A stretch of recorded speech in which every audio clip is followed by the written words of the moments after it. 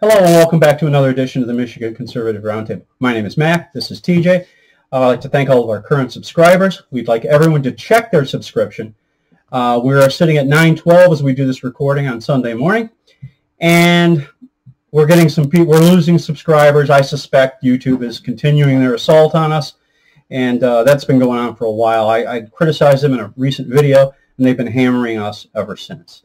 And I'm going to continue to do that. And they can continue to hammer us if they want.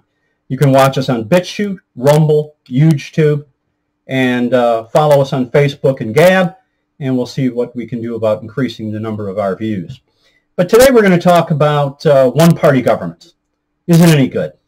We see examples of it in the old Soviet Union. You see examples of it around the world. Usually a lot of people end up dead with these one-party governments. It contains the Politburo. Yeah, exactly, the enlightened. So we aren't worthy. We're serfs. We're peasants. Any other names that you might throw in there on that one? No, but it reeks of condescension. Condescension, yeah. You have the entitled looking down on the illiterate, or right, or the unknown, the deserving, and we see an example of that with Joe Biden's plan to withhold critical medicine from Texas and Florida so that we can have medical equity. Medical equity. I'm speechless. It's so yeah. And when we say one party, we don't mean Republicans and Democrats, because they are clearly in it together. George Carlin, you had a line, "It's a big club, and you're not in it." Yeah. Well, we're not in it. And that's why they call it the D.C. elite. Yeah, the Beltway, the swamp. You have a whole bunch of names that are. And I'll confess this: it wasn't until President Trump that I had even any inkling that it was as entrenched as it is. Well, to use a word from the Declaration of Independence, our sustenance is there for their use. Yeah. We're their piggy bank. And when we don't cough up enough money through taxes, then they just print more. I mean, can you imagine if you could just print your own money? I mean, you'd be a counterfeiter, but you would be George Floyd. But can you imagine you just print your own money? Oh, I'd like a Lamborghini. I'll just go to the basement and print some money and go get it. That's essentially what they do. Or I just go to work. You go to work every day. I'm retired, but you go to work every day and you just give yourself a raise every other hour. Yeah. Increase your benefits. And you know what? Worse than that, you've got employees you supervise. You take some of their hours, and then you go ahead and keep what they earned. That's what this one party government is. The only good thing about a one party government is for the people who are the party, because they get to keep the spoils of their looting. They are really looting. I referenced Michael Franzese in another video, and he's got a book coming out. The name of it escapes me. I'll see if I can link it in the description box. But he talks about how the government basically ran the mafia out of business and then took their place.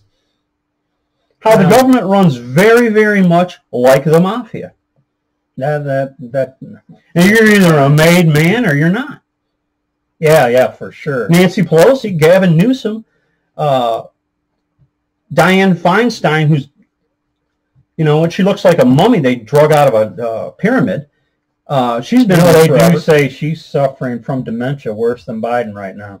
Well, she is old. She's like 90. In bringing her up, and I don't wish that on anyone. They are ill, but we're getting off topic. But that's part of the fear of why Larry Elder couldn't be the next governor, because they're that worried about Feinstein. Well, here's the thing too.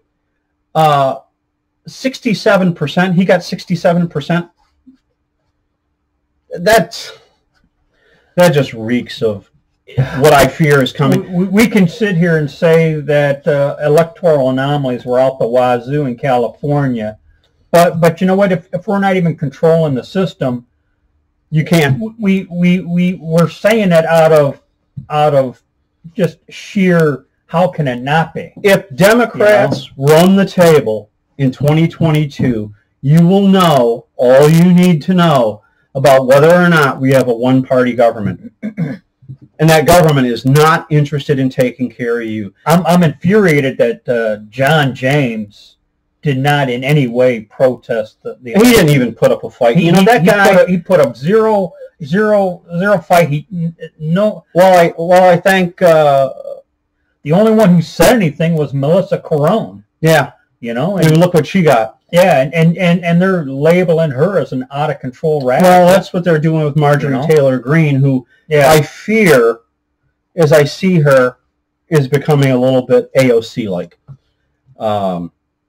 She's becoming a broken record. Impeach Biden. No, they're not impeaching Biden.